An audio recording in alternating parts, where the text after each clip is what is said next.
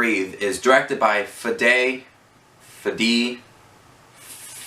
Alvarez, the guy who directed the Evil Dead reboot or remake, the one that was released in 2013, which starred Jane Levy, and now Don't Breathe also stars Jane Levy. This also stars Stephen Lang and Dylan Minetti, the guy that was in Goosebumps. A group of friends, 3 teenagers or young 20-year-old people, tried to break into an old man's house because they want to get out of Detroit to go to California. I mean, why not? So they learned that this old man who was an army vet who is blind is sitting on top of $300K. $300K! So they decided to rob him, but things go wrong in the middle of the night. I had high hopes for this movie. If you guys watched some of my videos in the past, I'm kind of done with the supernatural ghost movies. I mean, some of them are good, like Conjuring 2,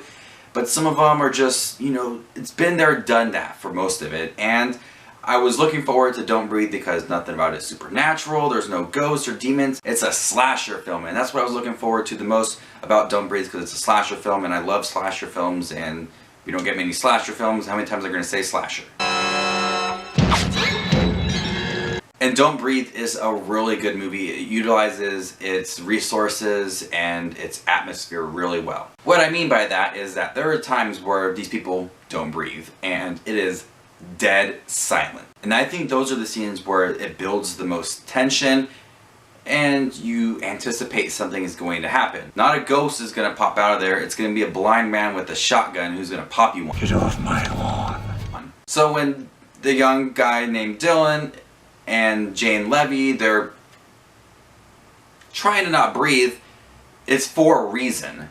They're trying to not make any noise, so this man who probably has super hearing powers can hear you if you breathe and wants to kill you, so they're trying their best not to breathe. And I think those are the scenes that build the most tension. And I also like the scenes where they're playing against the guy because he can't see, and so if he hears a bunch of noise, it's going to be hard to figure out where these people are. And so I like when these group of friends try to use the sounds of the house against them. Those scenes are really fun as well. The acting's pretty good from Jane Levy and Dylan Minetti, the guy from Goosebumps, and Stephen Lang. They all did really good in here. One thing that confused me is I went to the screening for this movie and people are shooting guns in the middle of the night. There's dogs barking, there's things going on around, glasses breaking, and no one is there to hear it. No one cares. It's Detroit. They're used to it. Hell no! But overall, I thought this movie was really good. I like that they utilized the silence in the movie really well. Those scenes build a lot of tension. The atmosphere was really great. It was secluded just this one house. And there was a lot of mystery to this blind man that I wasn't expecting or didn't see coming. Pun intended.